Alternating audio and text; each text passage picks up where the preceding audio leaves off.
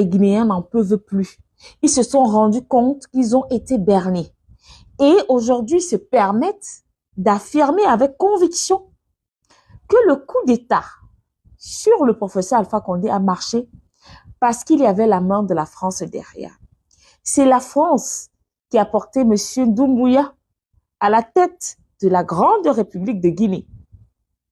Et ces derniers nous rappellent, à nous qui le savions déjà, que c'est un ancien légionnaire français et son épouse est une Française. Donc, en fait, il est venu en mission. Mission accomplie parce qu'effectivement, le professeur Alpha Condé a été délogé. Nous revoyons encore les images de son arrestation. Les images, Dieu merci, il n'a pas subi le même que son ami et homologue, Laurent Gbagbo, lui qui a carrément été humilié avec son épouse. Pour le professeur Alpha Condé, ça n'a pas été le cas, mais il a été médiatisé parce qu'il fallait prouver à la France que la mission a été accomplie. Alors, vous me direz, mais il s'agit de ces Guinéens-là, ce sont les qui exactement? Il s'agit de l'Alliance nationale, de l'alternance et de la démocratie, ANAD. Et donc, ces derniers n'ont de cesse de manifester, d'appeler à la fin de la transition, normalement, qui ne devrait pas s'étendre jusqu'en 2025, comme effectivement veut le faire le gouvernement de Mamadi Doumbouya.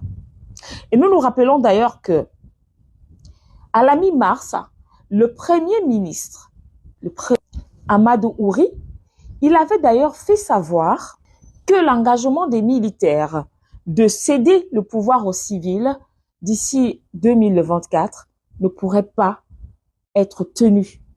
Il faudrait proroger la transition jusqu'en 2025. Et c'est à ça que le peuple dit non.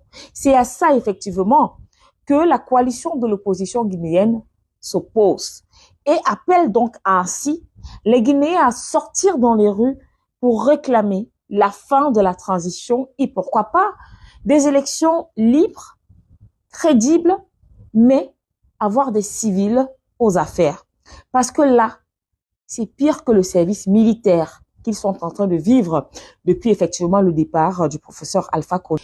Et il y a une autre chose qui est dénoncée face à un constat, parce qu'effectivement, les Guinéens se seraient attendus à ce que, voilà, que l'Occident se prononce sur ce qui se passe actuellement du côté de la République de Guinée, parce que si on parle de coup d'État militaire, de putsch militaire, ça a été le cas au Mali, au Burkina et au Niger. De ce côté-là, l'Occident s'est prononcé.